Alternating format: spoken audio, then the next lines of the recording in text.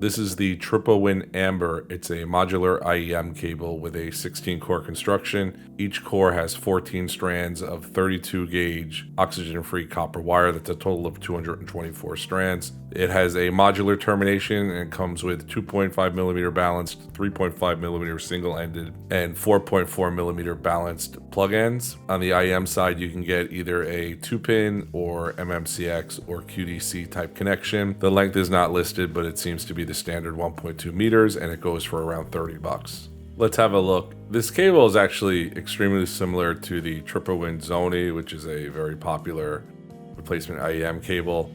The construction is almost the same, so all of the good qualities from the Zonie, like the flexibility and the lack of microphonics and the good behavior and the decent construction, it's pretty much identical. You've got the 16-core braid below the Y-split here, just like the Zonie. The only difference being you have this modular end on the termination side. And we'll have a look at the Y-split. Chin slider, almost perfect, or pretty much perfect. Easy to move up and down, won't slide on its own. Barrel style Y-split here. Construction seems okay.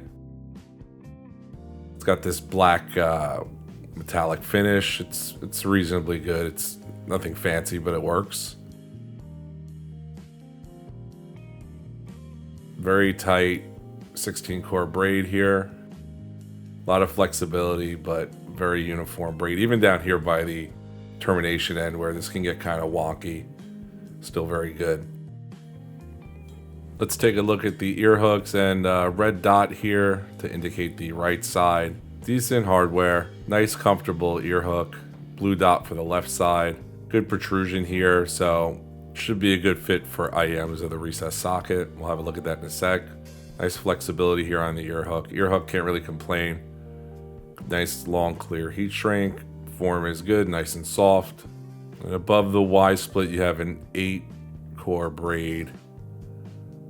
Wire is, my only gripe on this cable and the Zonie is that, 32 gauge wire.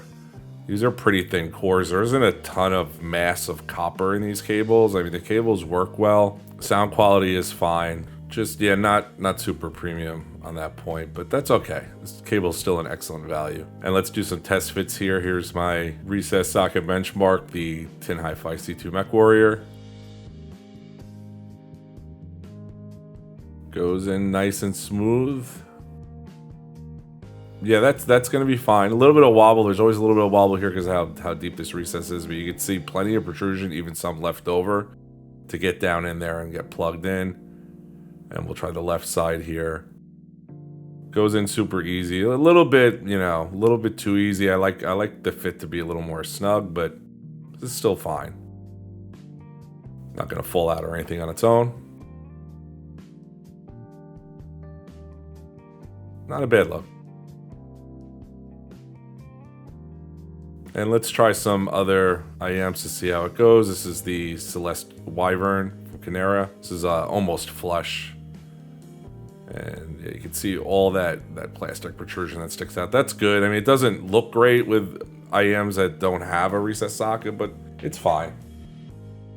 And let's do the A-Fold Performer P5 because I think this is going to be a nice match. A little bit tighter here. These sockets are tight, but still easy to put in. And yeah, that matches up really nice with the black and the goldish color there, the copper color, I mean. Not bad. Looks good. Nice cable. Yeah, this is a little more snug trying to get it out of the Performer. This is always, like I said, this one tends to fit tight, but that's better than being too loose, so. All right, let's have a look at the star of the show here, the modular plug end.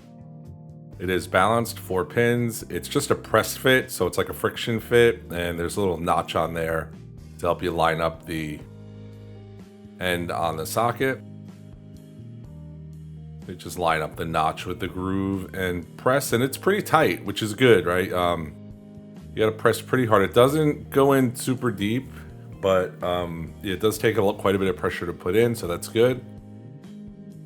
And nice step here on the bottom of the 3.5 millimeter jack, so no issues with fitting devices that have a case on them or something like that. That's good to see.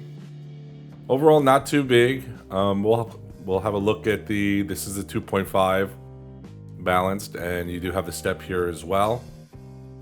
Same idea, and we'll compare them to some other modular IEM cables. So on top is the RT Flex, then you have the Tripowin Amber, and then the Lecture S12 Pro Z12 Chimera cable. It's all the same cable. And on the bottom is the modular cable that comes with the Tangzu Wu Heyday. And the Amber is a pretty good size. It's not quite as small as the connector on the Flex, but it's reasonably sized. So yeah, that's a good thing. You don't want it to be too big. It gets in the way, it's annoying. And time for a test wrap. Just like the Zonie, very easy to wrap. Flexibility here is great. Cable behaves extremely well.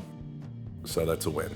Yeah, really nice cable. You know, I mean, it's hard to go wrong when you're basically a Zonie cable with modular plugs. So as popular as the Zonie is and as good as that cable is, you get the same thing here. If you need a modular cable, I personally like modular cables. The only real downside being you have a little bit bigger of a termination than normal. This is a good one. Good value to it, 30 bucks. Can't really go wrong here. Nothing super premium, but all around a good cable at a great price. Thanks for watching, guys. Don't forget to like and subscribe if you feel like it. Let me know in the comments what you think about the Tripowin Amber cable. And if you'd like to support the channel, check out the link in the description where you can buy me a coffee. Later.